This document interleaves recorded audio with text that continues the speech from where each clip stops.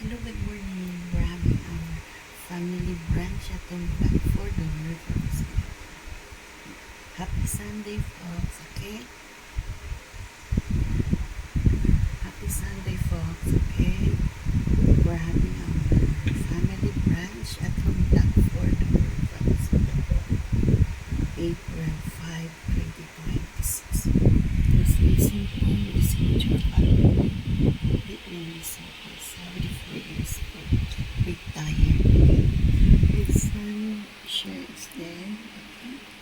My son came home early morning, okay, as usual. Sleeping now. My son and Japan's sleeping, okay. We're having a wholemeal bread toast with tempura chicken, chili tempura chicken with taro, okay. Enjoy at home Blackford. Welcome sa our family.